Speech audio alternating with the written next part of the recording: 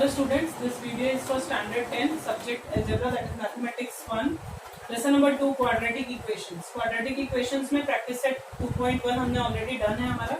Practice set 2.2 we are going to start, and in this to solve the quadratic equation we are following the method of factorization method. You all know what is factorization because you all have done it in standard 9. Okay, so आपको ये ध्यान में रखना होगा ये method कैसे था, कुछ याद अगर आ जाए आपको. इसमें हमने बताया था कि आपका फॉर्मेट कैसा होता है, ax square plus B X plus C is equal to 0, ऐसा वाला है ये. पहले first thing we have to see is कि आपका जो क्वेश्चन है वो स्टैंडर्ड फॉर्म में है कि नहीं है, बिकॉज अगर स्टैंडर्ड फॉर्म में नहीं होगा तो सॉल्व करना थोड़ा मुश्किल हो जाएगा. तो पहले उसको स्टैंडर्ड फॉर्म में किसी भी मेथड से आपको सॉल्व करना है. First of all the first step is to make the equation in standard form. ठीक है, तो स्टैंडर्ड फॉर्म में ये ऑलरेडी है.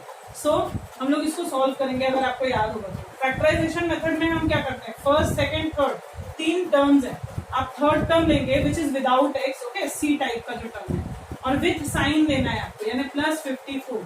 इसके आपको 2 फैक्टर्स बनाने हैं. 2 फैक्टर्स कैसे बनाने हैं आपको, ऐसे 2 फैक्टर्स होने चाहिए जिसको मल्टीप्लाई करके you are getting the 54 plus 54, but plus या माइनस करके you will get the middle term यानी -15.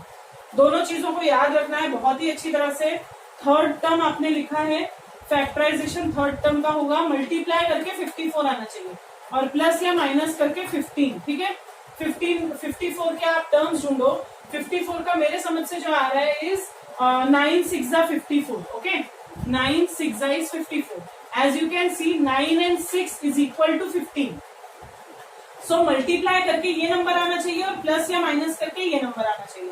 तो ये तो हो गया, आपने फैक्टर निकाल लिया, बट साइन कौन सी होगी, ये जो डिजिट, ये जो हम लोग फैक्टर्स डालेंगे इनकी साइन कौन सी होगी. साइन के लिए आपको दोनों टर्म्स देखने हैं, सेकेंड और थर्ड. अगर थर्ड टर्म में प्लस है तो दोनों भी जो फैक्टर्स हम लेंगे या तो दोनों प्लस होंगे या तो दोनों ही माइनस होंगे. यहाँ अगर प्लस है तो ये दोनों या तो प्लस होंगे या तो दोनों माइनस होंगे. बट मिडल टर्म में आप देख रहे हो कि ये माइनस है. अगर ये माइनस है इसका मतलब दोनों भी टर्म कैसे होंगे, माइनस होंगे. ये सब ध्यान देना बहुत जरूरी है, अदरवाइज टोटल रॉन्ग होगा ये सब. इस टाइप के सम 2 मार्क के भी आ सकते हैं, 3 मार्क के भी आ सकते हैं. ठीक है, तो सबसे पहला स्टेप जो आपको देखते ही करना है वो फर्स्ट स्टेप है, आपको ये देखना है कि ये स्टैंडर्ड फॉर्म में है या नहीं. दूसरा स्टेप एक और है जो हम आगे के सम्स में देखेंगे, जो एक्स स्क्वायर है इसके साथ कोई कोएफिशिएंट है क्या, कोई नंबर है क्या इसके साथ. अगर नहीं है तो हमारा सिंपल मेथड है जो हम सॉल्व कर रहे हैं, और अगर है तो उसको थोड़ा सा एक स्टेप एक्स्ट्रा हो जाता है जो हम सेकंड सम में देख पाएंगे, नॉट सेकंड थर्ड सम में हम देख पाएंगे. ठीक है, तो यहाँ पे आपको जो ये फर्स्ट सम दिया है इसमें थर्ड टर्म था प्लस 54 के 2 फैक्टर्स हमने निकाले जिसको मल्टीप्लाई करके प्लस 54 आना चाहिए. लेकिन प्लस या माइनस करके मिडल टर्म भी आना चाहिए. तो प्लस या माइनस करने की बात यह है कि 9 6 लिया तो 9 और 6 प्लस करके 15 आता है. लेकिन यहाँ पे अगर प्लस की साइन है तो या तो दोनों चीजें प्लस होंगी या तो दोनों माइनस होंगी. यहाँ पे कैसे डिसाइड करेंगे दोनों प्लस या माइनस, मिडल टर्म देखेंगे. मिडल टर्म में अगर माइनस है तो दोनों माइनस होंगे, अगर यहाँ प्लस होता तो दोनों प्लस होते. सिंपल. अब हम इसको सॉल्व करेंगे. कैसे करेंगे, एक्स स्क्वायर -15x को 2 पार्ट में स्प्लिट करेंगे, -2x -6x. देखो माइनस माइनस प्लस होता है, 9 + 6 15 हो जाएगा और साइन बड़े नंबर की, यानी 15x को 2 पार्ट में किया और प्लस 54 इज 0. ठीक है, यहाँ पे ऐसे हम सॉल्व करेंगे. अब कैसे सॉल्व करेंगे, ये इतना जो है ये एक पार्ट है, ये इतना जो है ये सेकंड पार्ट है.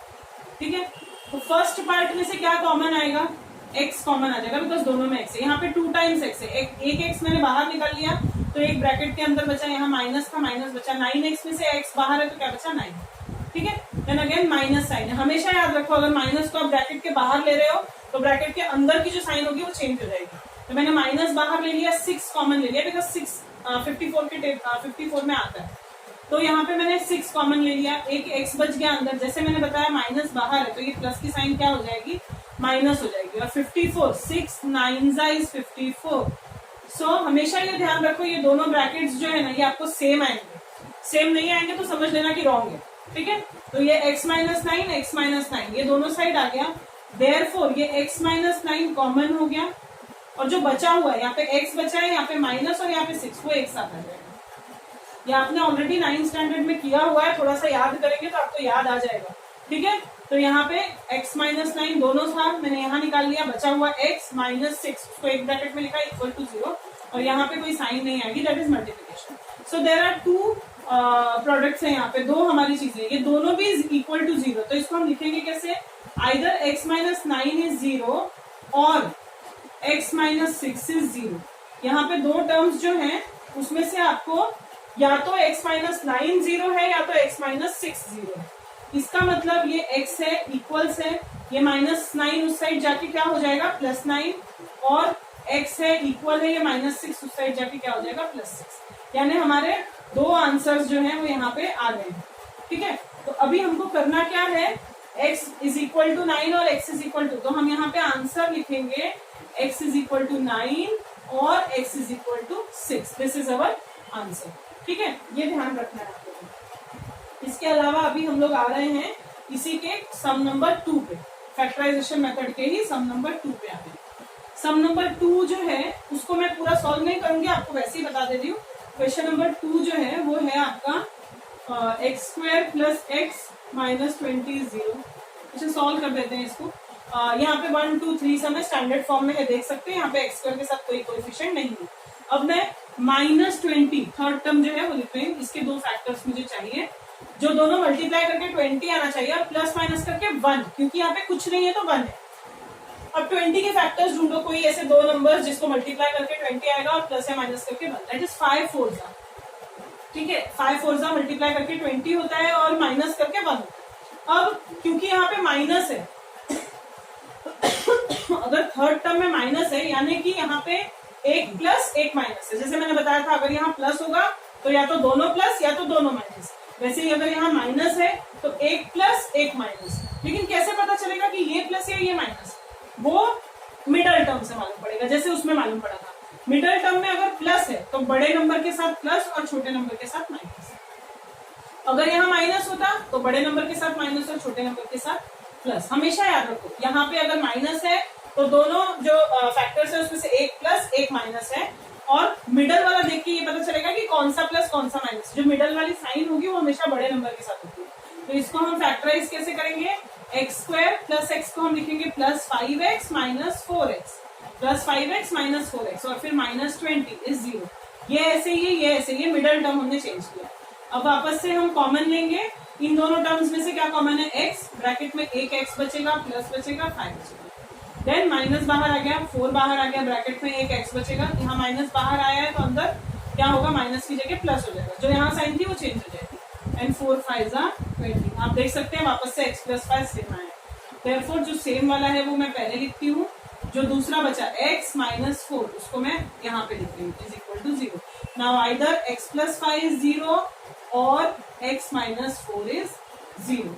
सो either x is equal to minus 5 और x इज इक्वल टू 4. ये प्लस 5 उधर जाके माइनस 5 और माइनस 4 उधर जाके प्लस 4. ठीक है, so this is the answer. ये हो गया question number 2. Now moving towards question number 3.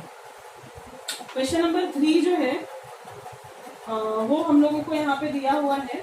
Question number 3 is 2y square plus 27y plus 13 is 0. जैसा मैंने बताया था आप लोगों को कि क्यों पहला स्टेप ये देखना है कि स्टैंडर्ड फॉर्म में है कि नहीं. दूसरा स्टेप ये देखना है कि y स्क्वायर के साथ कोई कोएफिशिएंट है कि नहीं है. यहाँ पे आप देख सकते हैं y स्क्वायर के साथ 2 है, और जब 2 होता है या कोई भी कोएफिशिएंट होता है तो पहले हम फर्स्ट और थर्ड टर्म को मल्टीप्लाई करते हैं. 2 इंटू 13 करेंगे, कितना आएगा 26, और साइन आएगी ये प्लस 1. ठीक है, यहाँ पे कुछ नहीं होता ना तो हम 13 के फैक्टर्स ढूंढते हैं, पर यहाँ पे अगर नंबर है तो मैं इस नंबर इंटू ये नंबर करूंगी और फिर उसके फैक्टर्स ढूंढूंगी. अब प्लस 26 के दो फैक्टर्स मल्टीप्लाई करके 26 और प्लस माइनस करके 27 क्या आएंगे, 26 1 जा 26 एंड 26 प्लस 1 27. ठीक है, सिंपल है. अब साइन के बारे में ध्यान देते हैं. क्योंकि यहाँ पे प्लस है तो या तो दोनों प्लस या तो दोनों माइनस, लेकिन बीच में प्लस है इसलिए दोनों भी टर्म्स कैसे होंगे, प्लस वाले होंगे. Therefore it is 2y square plus 26y plus y. 1y लिखो या सिर्फ y लिखो चलेगा, प्लस 13 इज 0. ठीक है, ये ऐसे ही है, ये ऐसे ही है. 27 की जगह 26 प्लस 1 आ गया. देयरफॉर अब इन दोनों में क्या कॉमन होगा, एक तो 2 आ जाएगा क्योंकि 2 से डिविजिबल है 26, और एक y आ जाएगा. अब ब्रैकेट में क्या बचा, 2 निकल गया है, 2 y में से एक y निकल गया तो बचा y, फिर प्लस है 26 को डिवाइड करेंगे 2 से तो क्या आएगा 13 और y ऑलरेडी बाहर चला गया हो गया। देन यहाँ पे प्लस, अब इन दोनों में से कोई भी टर्म कॉमन नहीं है, y है और 13 है, दोनों में से कुछ भी कॉमन नहीं। जब कॉमन ना हो तो हमारा कॉमन होता है 1, तो 1 ब्रैकेट के बाहर आ जाएगा और ब्रैकेट में बचेगा y प्लस 13। अब देख रहे हो y प्लस 13 दोनों है तो हम लोग लिखेंगे y प्लस 13 और दूसरे ब्रैकेट में बचा हुआ 2y प्लस 1, ठीक है, then it is equal to 0। अब आइदर y प्लस 13 इज 0 और 2y plus 1 is 0, therefore either y is equal to minus 13 और 2y is equal to minus 1, plus 1 उस साइड जाके minus 1, therefore y is equal to minus 1 upon 2। तो यहाँ पे दो answers निकले हैं, एक y is equal to minus 13 और एक y is equal to minus 1 upon 2। ठीक है, ये सम्स थोड़े से डिफिकल्ट होते हैं, ये 3 मार्क के लिए भी आ सकते हैं, फर्स्ट और सेकंड जो थे वो 2 ही मार्क के लिए आए। ठीक है, हमेशा पहला स्टेप स्टैंडर्ड फॉर्म में है कि नहीं, दूसरा स्टेप वाई स्क्वायर के साथ कोएफिशिएंट है क्या, अगर है तो इन दोनों को मल्टीप्लाई करना है और फिर कोई फैक्टर्स निकालना है। ठीक है, अब हम लोग आ रहे हैं क्वेश्चन नंबर 4 पे। तो क्वेश्चन नंबर 4 को हम लोग देख रहे हैं। क्वेश्चन नंबर 4 जो है वो क्या है हमारा, it is 5m square is equal to 22m plus 15। ठीक है, अब इसको पहला फॉर्म ये है कि हम स्टैंडर्ड फॉर्म में लिखेंगे, पहले ही स्टैंडर्ड फॉर्म में नहीं है, बीच में इक्वल है, तो ये 22m इस साइड आके माइनस 22m प्लस 15 इस साइड आके माइनस 15, इक्वल के बाद कुछ नहीं बचा तो 0। ठीक है, अब ये आपका बन गया पहला स्टेप हो गया स्टैंडर्ड फॉर्म में। दूसरा स्टेप स्क्वायर के साथ नंबर है तो इन दोनों को मल्टीप्लाई करेंगे और वैल्यू आएगी -75, 15 5 75 और यहाँ माइनस है -75। अब इसके दो फैक्टर्स मल्टीप्लाई करके 75 और प्लस माइनस करके 22 कौन से आएंगे, 25 3 इज 75। ठीक है, और 25 में से 3 माइनस करेंगे तो 22 भी आ जाएगा। अब आपको साइन के बारे में सोचना है, क्योंकि एंडिंग में माइनस है तो या तो एक मतलब दोनों में से एक माइनस और एक प्लस होगा। अब कौन सा माइनस कौन सा प्लस है, क्या बताया मैंने, मिडल टर्म में जो साइन है वो बड़े नंबर के साथ आएगी, मतलब माइनस जो है बड़े नंबर के साथ और छोटे नंबर के साथ प्लस। ठीक है, ये हो गया। फिर हम उसको फैक्टराइज करेंगे, अभी ये सब मुझे करने की गरज नहीं है, आप लोग खुद समझ लो इसको।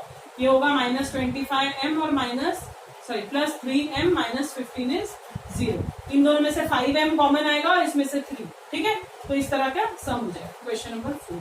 Now question number 5। Question number 5 आप देखो, क्वेश्चन नंबर 5 कैसे है, मैं इनको सिर्फ स्टैंडर्ड फॉर्म में करके आपको फैक्टर्स बता दूंगी। ठीक है, बिकॉज इसमें इन ऑल 12 सम्स हैं और लास्ट के सम्स को थोड़ा सा सॉल्व करना पड़ेगा, तो I can not ignore them.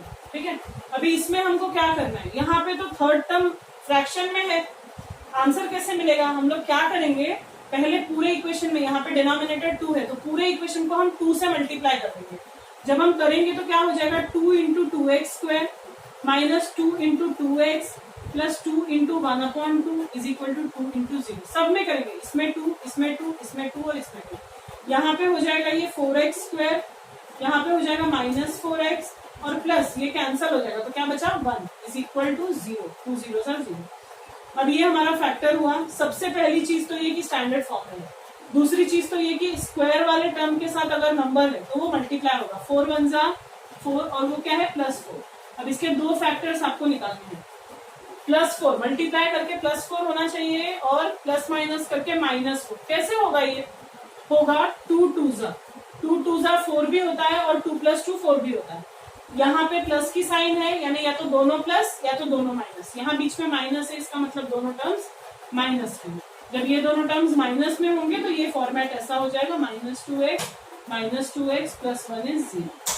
Therefore in दोनों में से कॉमन आएगा, 2x कॉमन आएगा, 2 इसमें भी आ रहा है तो ये 2 हो जाएगा, 2x में से एक बाहर है तो एक आ जाएगा, ये पूरा 2x हमने बाहर ले लिया तो यहाँ पे क्या बचा 1। ठीक है, यहाँ पे माइनस, इन दोनों में से अगेन कुछ भी कॉमन नहीं है तो 1 कॉमन आएगा, 2x आएगा, ब्रैकेट के बाहर माइनस है तो अंदर की साइन चेंज हो जाएगी। नाउ 2x - 1 इज कॉमन तो 2x - 1 एक ब्रैकेट में और दूसरे ब्रैकेट में भी 2x - 1 ही बचा है, तो यानी आंसर दोनों एक ही आने वाला है। Therefore 2x - 1 is 0। Therefore 2x is equal to 1, -1 will become 1 and x is equal to is 1/2। तो यही फैक्टर है, मतलब दो आंसर आएंगे, दोनों भी 1/2 1/2 ठीक है। Now question